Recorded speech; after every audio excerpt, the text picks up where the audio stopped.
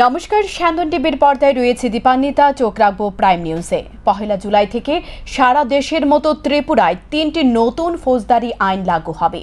নয়া ফৌজদারি আইনগুলি হল ভারতীয় ন্যায় সংহিতা 2023, ভারতীয় নাগরিক সুরক্ষা সংহিতা 2023 এবং ভারতীয় সাক্ষ্য অধিনিয়ম 2023। নারী, শিশু সহ বিভিন্ন অপরাধমূলক ঘটনা দূরীকরণের জন্য অগ্রাধিকার দিয়ে এই 3টি আইন আনা হয়েছে। এর লক্ষ্য হল দেশে ফৌজদারি বিচার ব্যবস্থা আধুনিকরণ করা, পাশাপাশি বিচার প্রক্রিয়াকে ত্বরান্বিত করা এবং ক্ষতিগ্রস্তদের সুরক্ষা নিশ্চিত করা।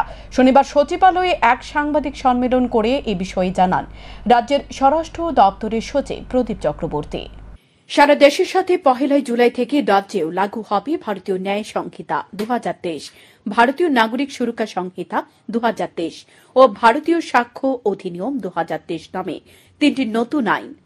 নারী, শিশু এবং রাষ্ট্রের বিরুদ্ধে সংঘটিত অপরাধ দূরীকরণে অগ্রাধিকার দিয়ে ফৌজদারি বিচারের সংস্কার সাধন করা হচ্ছে। নতুন আইনের লক্ষ্য হচ্ছে দেশের ফৌজদারি বিচার ব্যবস্থার আধুনিকরণ, বিচার প্রক্রিয়াকে ত্বরান্বিত করা এবং ক্ষতিগ্রস্তদের সুরক্ষা নিশ্চিত করা। শনিবার সচিবালয়ে সাংবাদিক সম্মেলন করে একথা জানান রাজ্যের স্বরাষ্ট্র সচিব পি.কে. চক্রবর্তী। তিনি জানান, জুলাই মাস থেকে লাগু হওয়া ভারতীয় ন্যায় সংহিতা 2023 ভারতীয় দণ্ডবিধি 1807-এর প্রতিস্থাপন করেছে।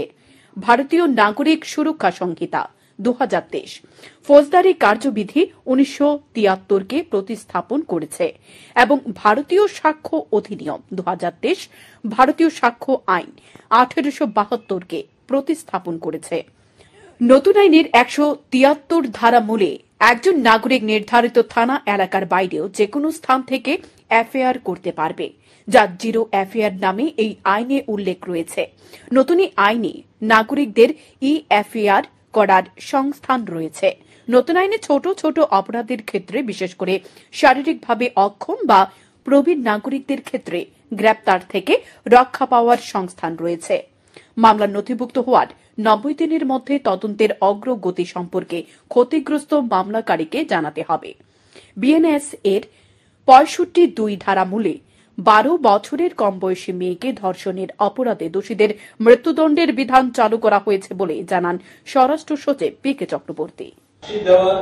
60 দিনের মধ্যে অর্থাৎ 2 মাসের মধ্যে বিচার প্রক্রিয়ার ট্রায়াল শুরু করা নিশ্চিত করার নতুন আইনে বিধান রয়েছে।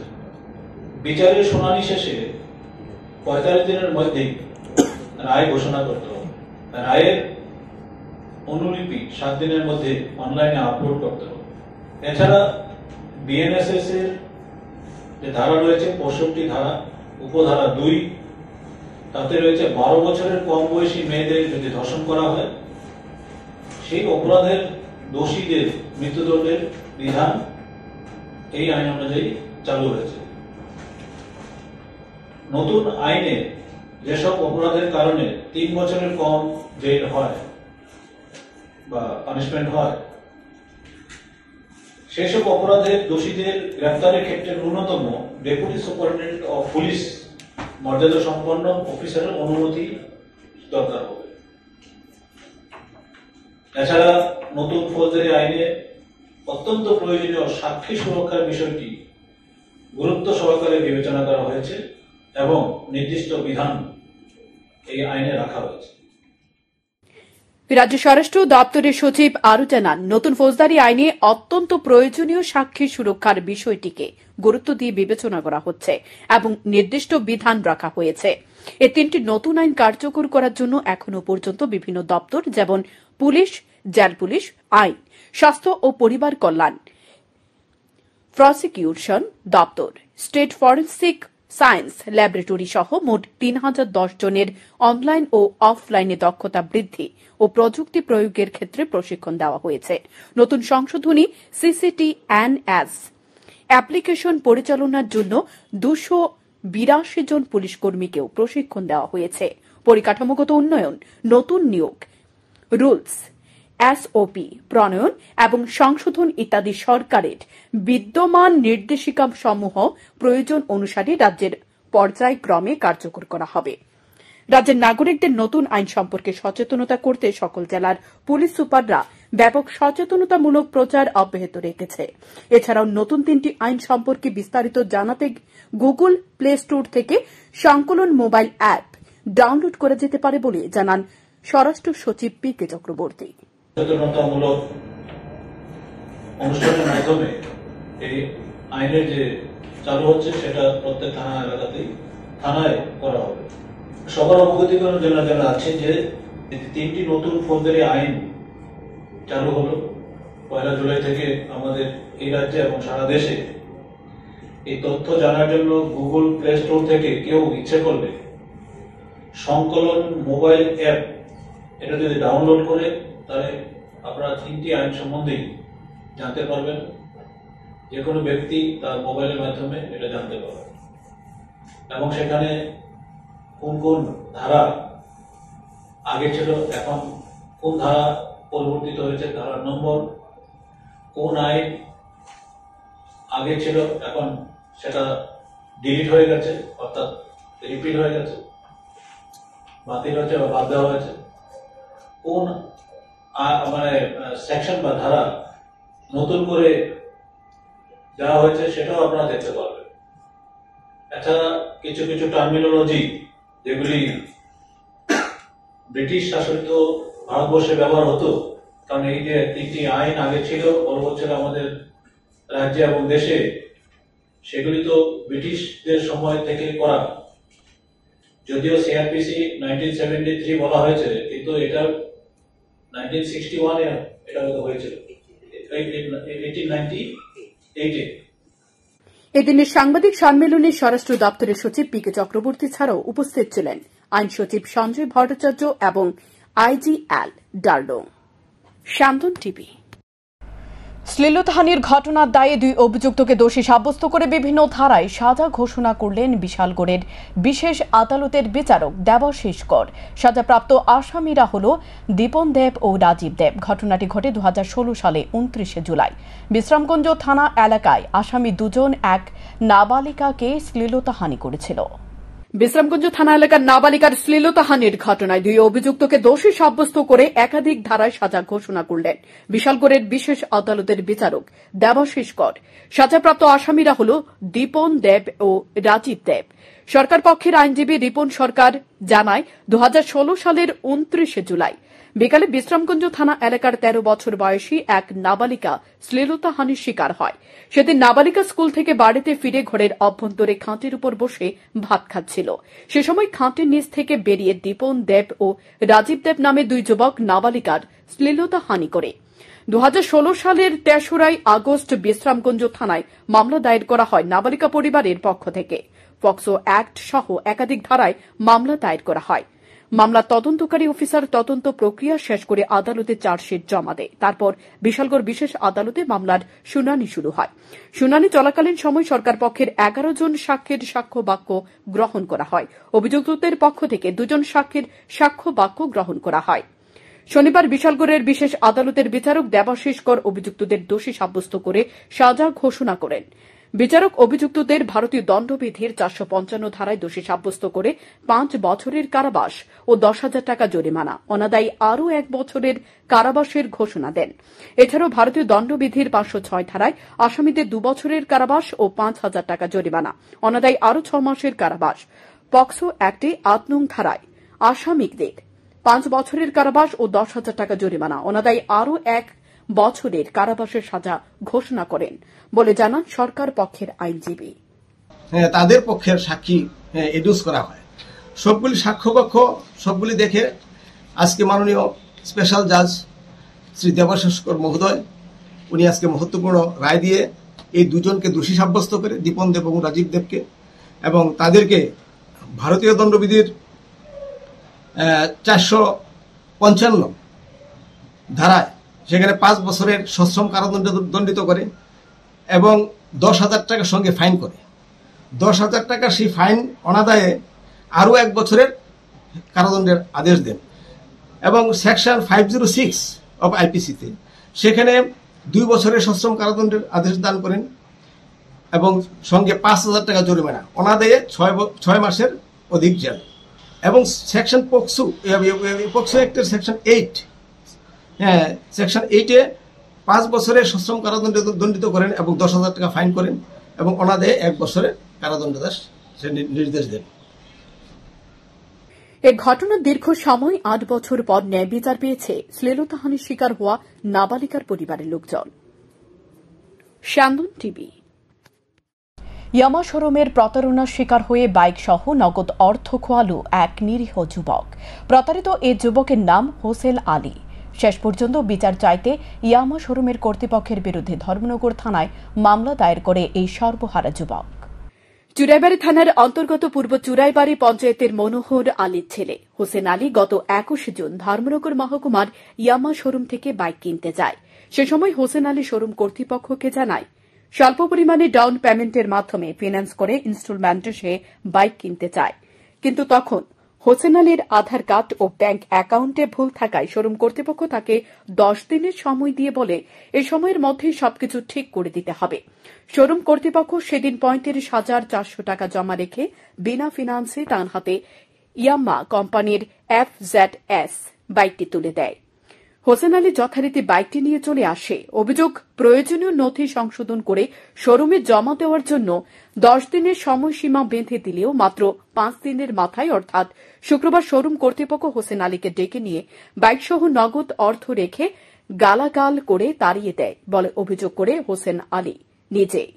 কি কারণে শোরুম কর্তৃপক্ষ তার সঙ্গে এই আচরণ করল তা বুঝে উঠতে পারেনি সে।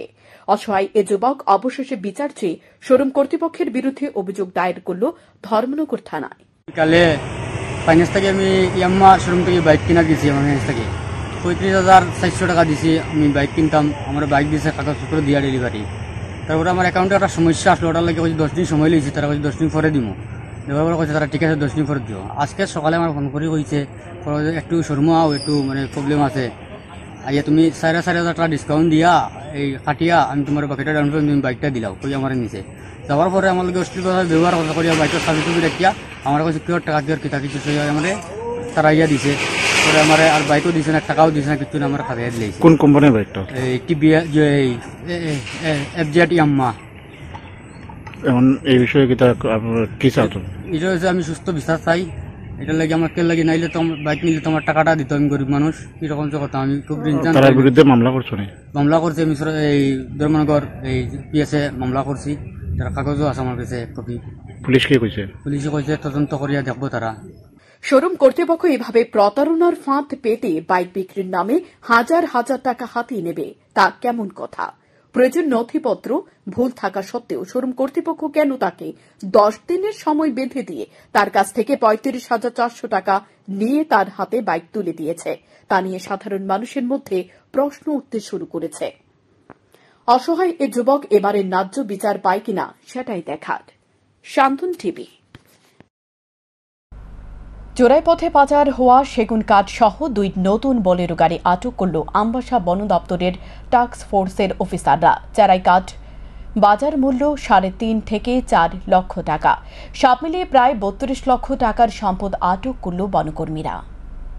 আমরা এখন আটক করেছি 2টা গাড়ি বোলেরো পিকআপ ভ্যান, এবং 2টা বোলেরো পিকআপ ভ্যানের বাজার মূল্য আমরা যদি দেখি তাহলে 28 লক্ষ টাকা, এবং তার সাথে আমরা যে সিজ করেছি মালগুলো ওটার বাজার মূল্য 3 থেকে 3.5, তাহলে ধরে নিন 31 থেকে 32 লাখের মধ্যে আমরা আজকের এই ভ্যালুয়েশনটা আমরা বের করছি। শিক্ষক স্বল্পতা অজুহাত দেখিয়ে রাজ্যের বিদ্যালয় শিক্ষা দপ্তর থেকে আপাতত 3টি জেলায় 511টি বিদ্যালয়কে বন্ধ করে দেওয়ার প্রস্তাব করা হয়েছে। এর মধ্যে পশ্চিম জেলায় 160টি স্কুল, দক্ষিণ জেলায় 168টি স্কুল এবং উত্তর জেলায় 183টি স্কুল রয়েছে। শনিবার বিকেলে এক বিক্ষোভ সভার মধ্য দিয়ে এমনই অভিমত ব্যক্ত করলেন ত্রিপুরা সরকারের শিক্ষক সমিতির কেন্দ্রীয় কমিটির সাধারণ সম্পাদক আশিস চৌধুরী। তিনি অভিযোগ করেছেন, শিক্ষক স্বল্পতার বিষয়টাকে ঢেকে রেখে ছাত্র সংখ্যা কমিয়ে যাতে এই সমস্ত বিদ্যালয়গুলিতে বন্ধ করে দিতে চাইছে বিদ্যালয় শিক্ষা দপ্তর। ত্রিপুরা সরকারি শিক্ষক সমিতির তীব্র প্রতিবাদ জানিয়েছে। 551টি স্কুল বন্ধ করার অর্থ হচ্ছে এই 511টি স্কুল বন্ধ করার অর্থ হচ্ছে 511টি স্কুলের প্রধান শিক্ষকের পদ অবলুপ্ত করা। 511টি স্কুলে প্রায় 3,500-এরও কাছাকাছি শিক্ষক শিক্ষিকার পদ অবলুপ্ত হওয়া, স্কুলের mid day meal helper worker কর্মচ্যুত হওয়া। এদিন বিদ্যাজ্যোতির স্কুলগুলির মাধ্যমিক এবং উচ্চ মাধ্যমিক পরীক্ষার ফলাফল নিয়েও সরব হন তিনি। এই বিক্ষোভ সমাবেশে উপস্থিত ছিলেন ত্রিপুরা সরকারি শিক্ষক কমিটির একাধিক সদস্যরাও আছেন। রাজ্যের বিদ্যালয় শিক্ষা দপ্তর ছাত্র সংখ্যা কম অজুহাতে আপাতত 3টি জেলা থেকে 511টি স্কুলকে বন্ধ করে দেওয়ার প্রস্তাব করা হয়েছে। এর মধ্যে পশ্চিম জেলায় 160টি স্কুল, দক্ষিণ জেলায় 168টি স্কুল এবং উত্তর জেলায় 163টি স্কুল। বিদ্যালয়গুলিতে শিক্ষক স্বল্পতা এই জিনিসটাকে ঢেকে রেখে ছাত্র সংখ্যা কম এই অজুহাতে বন্ধ করে দিতে চাইছে স্কুলকে। আমরা এটাকে তীব্র প্রতিবাদ করছি। আমরা কোন অবস্থায় এটা মেনে নিতে পারি না। 511টা স্কুল বন্ধ হওয়ার অর্থ 511 প্রধান শিক্ষকের পদ অবলুপ্ত হওয়া, 500 স্কুলে আমরা যে 7 জন করে 3,500 পদ অবলুপ্ত হওয়া, এই স্কুলগুলোতে যারা মিড ডে মিলে ওয়ার্কার তাদের কর্মচ্যুত হওয়া। এছাড়া বিদ্যাজ্যোতি স্কুল, মিশন বিদ্যাজ্যোতি স্কুলের নামে যেভাবে 1 শতাধিক স্কুলকে CBSE বোর্ডের আন্ডারে তুলে দেওয়া হয়েছিল, আপনারা দেখেছেন এই বছর যে মাধ্যমিক উচ্চ মাধ্যমিকে যে হতাশাজনক রেজাল্ট, এই রেজাল্টের পরে আমরা বলছি এই প্রকল্প পুরোপুরি ব্যর্থ। এই প্রকল্প চালানোর কোনো অর্থ নেই, এটাকে আপাতত বন্ধ করা দরকার। এছাড়া এখন অটো মারুতি গাড়ির মুখোমুখি সংঘর্ষে গুরুতরভাবে আঘাত অটোতে থাকা 2 মহিলার। ঘটনা অমরপুর চেলাগাং মুং এলাকায়। ঘটনার বিবরণে জানা যায়, অমরপুর থেকে নতুন বাজার আসার পথে TR 03D2081 নম্বরের একটি অটো গাড়ি চেলাগাং মুং আসতেই অপর দিক থেকে অমরপুর যাবার পথে একটি মারুতি গাড়ির সঙ্গে চেলাগাং মুং এলাকার মুখোমুখি সংঘর্ষ বাঁধে। এতে অটোতে থাকা 2 জন মহিলা গুরুতরভাবে আহত হন। তৎক্ষণাৎ যতনবাড়ি অগ্নি নির্বাপক দপ্তরে খবর দিলে অগ্নি নির্বাপক দপ্তরের কর্মীরা ঘটনাস্থলে ছুটে গিয়ে আহতদের উদ্ধার করে নতুন বাজার গ্রামীণ হাসপাতালে নিয়ে আসে। বর্তমানে তাদের চিকিৎসা চলছে। ওই মানে মনু বাজার গেছে, বুঝছেন নি, গ্যাস নাই, গ্যাস দুয়াইয়া রোতে গ্যাস দুয়াইয়া আইতে আছে ওই সেলা আমুক করা যায় নিচন্দ্র করা আইতে আছে। এটা আমরা গ্রামের গাড়ি ওই মানে এই যে এসে ফিরতে আছে মনু বাজারতে, বুঝছেন নি, সন্ধ্যে বাজার গ্যাস নাই, মানে গ্যাস দুয়াইয়া আমার রোতে ঘুরে আইব লাগে দোকান। অ্যাক্সিডেন্টটা হয়েছে, 2 জন আহত হয়েছে। 2 জন মেয়ে, ওই কিছু ড্রাইভারটা আহত হয়েছে, কিছু হয়েছে না, কিছু একটা ফায়ার সার্ভিস লই আনছি। বিশালগড় থেকে বক্সনগর হয়ে সোনামুড়া যাওয়ার রাস্তাটি দীর্ঘদিন ধরে বেহাল অবস্থায় পরিণত হয়ে রয়েছে, যার ফলে গাড়ি চালক থেকে শুরু করে পথ চলতি মানুষের দাবি ছিল রাস্তাটি সংস্কারের জন্য। মানুষের সমস্যার সমাধানে বিশালগড় থেকে রাস্তা সংস্কারের কাজ শুরু করা হয়। বিশালগড় বিধানসভার অন্তর্গত যতটুকু রাস্তা রয়েছে সবটুকু রাস্তা সংস্কার করার পর যখন বক্সনগর বিধানসভা এলাকার রাস্তা সংস্কারের কাজ শুরু করতে গিয়ে বন্ধ হয়ে যায় সেই কাজ। রাস্তা সংস্কারের সমস্ত মেশিনগুলি বেশ কয়েক মাস ধরে ভেলুয়ারচরের কাছাকাছি না কাপ পয়েন্টের পাশে পড়ে রয়েছে। এদিকে দেখা গেছে বিশালগড় বিধানসভা এলাকার শেষ হয়ে যেখানে থেকে বিধানসভা এলাকা শুরু হয়েছে সেখান থেকে রাস্তার বড় বড় গর্তে পরিণত হয়ে আছে, যে কারণে জমে আছে হাঁসের স্নানাগারে পরিণত হয়ে। গাড়ি চালকরা খুব কষ্টে এই রাস্তা দিয়ে গাড়ি চালাতে হচ্ছে। শনিবার বিকেলে রাস্তার এই বেহাল অবস্থার কারণে সরব হয়ে ওঠে এলাকাবাসী। সেদিন স্থানীয় এলাকাবাসীদের সাথে সরব হয়ে ওঠে তিপ্রামথার নেতৃত্ব। এদিন ভেলুয়ারচর এলাকার স্থানীয় এলাকাবাসীদের সাথে একজোট হয়ে রাস্তা সংস্কারের দাবি জানালেন ত্রিপুরা রাজ্য তিপ্রা সিটিজেন ফোরামের সহসভাপতি তথা বিশালগড় বিধানসভার তিপ্রামথা দলের বিজিত প্রার্থী শাহ আলম মিয়া সহ অন্যান্যরা। আমরা আজকে এখানে পঞ্চায়েত নিয়ে এসে একটা মিটিং আসলো বক্সনগর ভেলুয়ারচরে। ওই মিটিংয়ে আসার পথে আমরা দেখলাম যে রাস্তার খুব করুণ অবস্থা। ইভেন লাস্ট 2023-এ যখন বিধানসভা ইলেকশন ছিল, ওই ইলেকশনও সেম রাস্তার অবস্থা ছিল। কি বলুন, Bishalgarh to Boxanagar, Boxanagar to Futia, Boxanagar to আপনার সোনামুড়া যান, সব এরিয়াতে যেইখানে যাবেন বক্সনগরের সমস্ত রাস্তার এই করুণ অবস্থা। তো আমি মাননীয় মুখ্যমন্ত্রীর কাছে এবং আমাদের এই এলাকার সাংসদের কাছে আবেদন রাখবো, এই এলাকার মানুষের কথা চিন্তা করে যেন দ্রুত কাজটা স্টার্ট করে। কোনো এক অদৃশ্য কারণে, কোনো এক অজানা কারণে এই কাজটা বন্ধ হয়ে আছে। আমরা জানি না কী কারণে কাজটা বন্ধ হয়েছে। এই এলাকার যারা লোকাল রিপ্রেজেন্টেটিভ আছেন সরকারের পক্ষে, তাদেরকে অনুরোধ করব যেন দ্রুত কাজটা আবার স্টার্ট করে। আবার আরেকটা জিনিস দেখেন, কিছুদিন আগে দেখলাম এই এলাকাতে শনিবার আগরতলা প্রেস ক্লাবে এক অনুষ্ঠানের মধ্য দিয়ে রোটারি ক্লাব অব আগরতলার পক্ষ থেকে শারীরিক প্রতিবন্ধীদের হুইল চেয়ার প্রদান করা হয়। মোট 15টি হুইল চেয়ার বিতরণ করা হয় এদিন। মহিলা ক্ষমতায়নের বিষয়টিকে সামনে রেখে আর্থিক দিক থেকে পিছিয়ে পড়া মহিলাদের হাতে তুলে দেওয়া হয় সেলাই মেশিন। তাদের স্বরোজগারের জন্য এই উদ্যোগ। 3টি সেন্টারকে 2 করে মোট 6টি সেলাই মেশিন তুলে দেওয়া হয়। এই সেলাই মেশিন করে এই অনুষ্ঠানে উপস্থিত ছিলেন রাজ্যের অলিম্পিক জিমন্যাস্টিক দীপা কর্মকার এবং দ্রোণাচার্য কোচ বিশ্বেশ্বর নন্দী সহ আরো অনেকে। এক একটা প্রজেক্ট থাকে, মেন্টাল অ্যাওয়ারনেস থেকে শুরু করে আমাদের হেলথ অ্যাওয়ারনেস থেকে শুরু করে food ration distribution, blood donation, wheel chair distribution, women empowerment, youth exchange, তারপরে আমরা মানে বিভিন্ন কান্ট্রির বিভিন্ন জায়গা থেকে যারা যারা আসবে তাদের সঙ্গে এক্সচেঞ্জ প্রোগ্রাম করা, এগুলি আমরা করে থাকি। আমরা আজকে যে প্রোগ্রামটা করছি সেটা হচ্ছে যে খুব যারা দুস্থ তাদের মধ্যে আমরা হুইল চেয়ার ডিস্ট্রিবিউট করছি, 15টা হুইল চেয়ার দেবো। আর আবার দুঃশাসক চোরে কুমারঘাট থানার অন্তর্গত উত্তর পাবিয়াছড়ায় স্থানীয় বাসিন্দা চন্দন দেবনাথের বাড়িতে শুক্রবার গভীর রাতে হানা দেয় নিশি কুটুম্বের দল। বাড়িতে তখন কেউ ছিল না। চোরেরা রীতিমতো ঘরের সমস্ত কিছু লণ্ডভণ্ড করে দিয়ে যায়, মূল্যবান জিনিসপত্র ছিনিয়ে নেয়। একটি বিলাসবহুল গাড়ি সহ নগদ অর্থ এবং স্বর্ণালঙ্কার নিয়ে গাঁ ঢাকা দেয় চোরের দল। প্রায় 5 থেকে 7 লক্ষ টাকা হাফিজ করে নিয়ে যায় চোরেরা। চন্দন দেবনাথের পরিবারের তরফে অভিযোগ দায়ের করা হয়েছে কুমারঘাট থানায়। পুলিশ তদন্ত শুরু করেছে। আমার বাড়ি উত্তর পাবিয়াছড়া 91 মাইল। আমার বাড়ি গতকালকে রাত্রে চুরি হয়েছে। তো আমার মাও বাড়িতে আসতো না, আমার ভাই তো বিলুনিয়াতে থাকে, ভাইও আসতো না। তারপরে ভাই আইয়া দেখছে যে গেট খোলা, গ্রিল ভাঙ্গা, গাড়ি নাই। তো কি তো হয়েছে, এরপরে তো ঘরে ঢুকে দেখে সবই চুরি হইয়া গেছে, মানে ঘরে কিছুই নেই, টিভি নাই, এরপরে মার সোনার জিনিস নাই, তারপরে মোবাইল নাই 2টা ঘর থেকে। এরপরে সব গডরেজের সব লকার টকার 3টা লকার ভাঙছে, ভাঙ্গা সব কিছু ইয়ে করছে, সবই নিছে। এর মধ্যে বড় জিনিস কি কি নিছে? বড় জিনিস নিছে, গাড়ি নিছে, কেউ আসতো না। মাও অসুস্থ, মারে ডাক্তার দেখাইবার লেগে নিছি ধর্মনগরে। আচ্ছা আচ্ছা আচ্ছা। বাড়িতে খালি ছিল? খালি আছে। দেখতেছি এটা পুরোটা মানে বিল্ডিং এর সাইডের দিকে আছে, বাউন্ডারি আছে। হ্যাঁ বাউন্ডারি আছে, গ্রিল দেওয়া, গ্রিল ভাঙ্গা ঢুকছে। আচ্ছা, গ্রিলে তালা আসলো, তালা ভাঙ্গা ঢুকছে। পুলিশে আপনারা জানাইছেন নি? হ্যাঁ থানা জানাইছি, থানা আইছে, ইনকোয়ারি করছে, সবকিছু হইতাছে। আচ্ছা।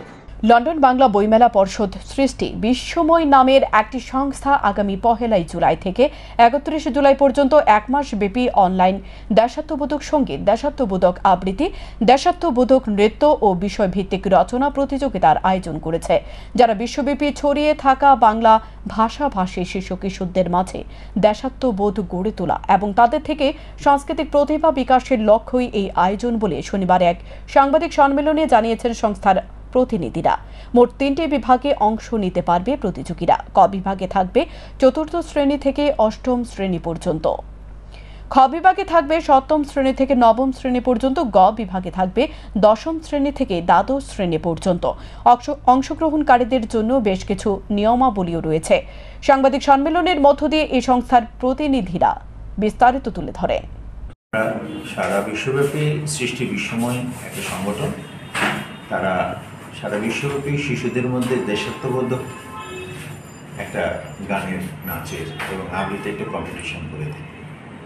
আমরা তার সাথে একটা রচনা প্রতিযোগিতা করি, সারা ওয়ার্ল্ডেড হয়ে এটা আমরা গতবারে আমরা এই ত্রিপুরা শহরে, ত্রিপুরা রাজ্যে এবং বরাক উপত্যকায় আমরা অনেকগুলো খুব ভালো সাড়া পেয়েছে, অনেকগুলো ছেলে মেয়েটার অংশগ্রহণ করেছে এবং এখানে প্রায় 20 জন শিশু তাদের যে তারা যোগ্যতা অর্জন করেছে, তারা অনেকগুলো পুরস্কার দিয়েছে।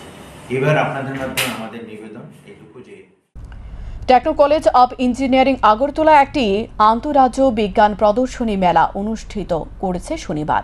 এই অনুষ্ঠানে প্রধান অতিথি হিসেবে উপস্থিত ছিলেন রাজ্য বিধানসভার উপাধ্যক্ষ রামপ্রসাদ পাল। বিশেষ অতিথিদের মধ্যে উপস্থিত ছিলেন উচ্চশিক্ষা দপ্তরের অধিকর্তা NC Sharma, Tripura state council for science and technology বিভাগের বৈজ্ঞানিক এবং নোডাল অফিসার শুভ্রনীল রায়, ত্রিপুরা বিশ্ববিদ্যালয়ের মাইক্রোবায়োলজি বিভাগের অধ্যাপক ডক্টর শাওন রায় চৌধুরী, মনফোর্ড স্কুলের অধ্যক্ষ brother Joseph Reddy, Techno College of Engineering আগরতলার অধ্যক্ষ অধ্যাপক doctor Dibakar Deb, Techno India University Tripura উপাচার্য অধ্যাপক ডক্টর রতন কুমার সাহা সহ আরও অনেকে। এবছর দ্বিতীয়বারের মতো এই প্রতিযোগিতা অনুষ্ঠিত হয়।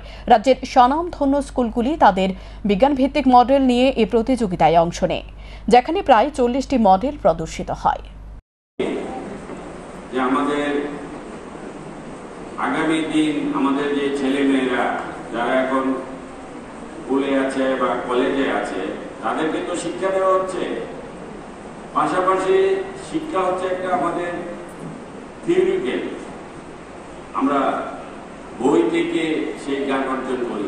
আরেকটা শিক্ষা আছে প্র্যাকটিক্যাল, যেটা আজকে এখানে আমি আসার পর যে আলোচনাগুলি আমার সাথে করেছে বা আমি যেগুলি শুনতে পেয়েছি, যে এখানে আজকের যে এই প্রোগ্রামের যে উদ্দেশ্য, আমাদের এই টেকনো ইন্ডিয়াতে আমরা এসেছি, আমরা আমার পূর্ব বক্তারাও এই বিষয় নিয়ে অনেক সুন্দরভাবে যে কি করতে চাই আমরা, ওনাদের যে করার যে ওনাদের যে উদ্দেশ্য, পাশাপাশি আমারও একটা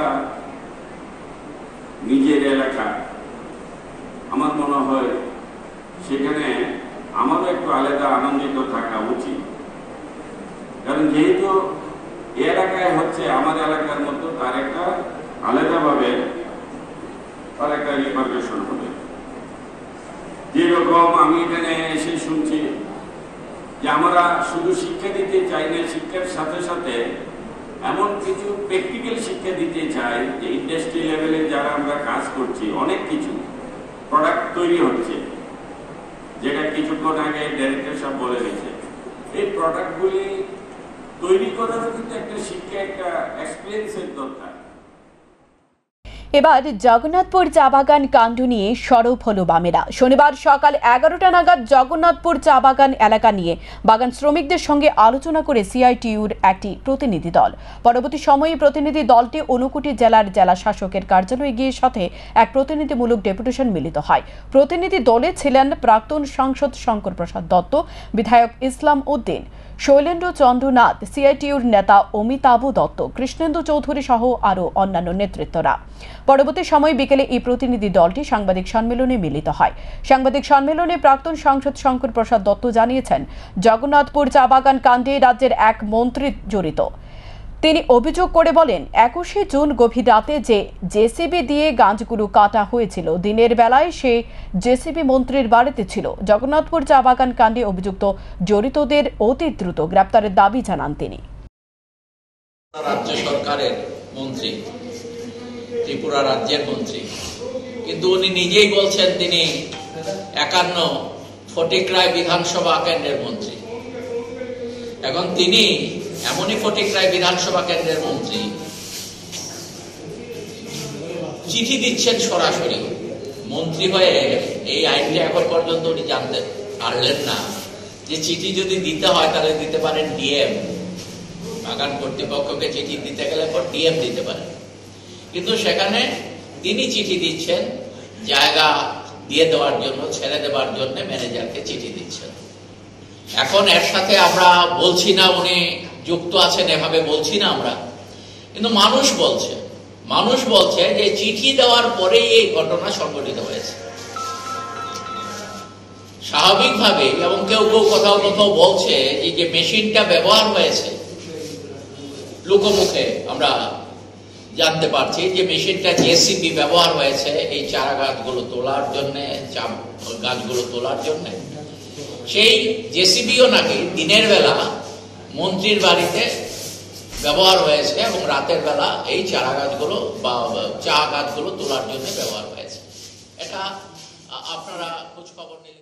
শনিবার বক্সনগর বিধানসভার অন্তর্গত বক্সনগর নতুন মোটর স্ট্যান্ড প্রাঙ্গণে ত্রিপুরা বিজেপি সরকারের উদ্যোগে সহায়ক মূল্যে ধান ক্রয় করার শুভারম্ভ হয়। উপস্থিত ছিলেন বক্সনগর বিধানসভার বিধায়ক তফাজ্জল হোসেন, বক্সনগর ব্লক চেয়ারম্যান সঞ্জয় সরকার, বক্সনগর ব্লকের স্ট্যান্ডিং কমিটির চেয়ারম্যান সুভাষ চন্দ্র সাহা ও বক্সনগর পঞ্চায়েত সমিতির সদস্য নজরুল ইসলাম সহ অন্যান্যরা। কৃষকদের আর্থ সামাজিক উন্নয়নকে ত্বরান্বিত করার লক্ষ্যে রাজ্যের 31টি ধান ক্রয় কেন্দ্র চলছে ধান ক্রয় কর্মসূচি। এতে কৃষকরা উপকৃত হবে বলে জানান বিধায়ক তোফাজ্জল হোসেন।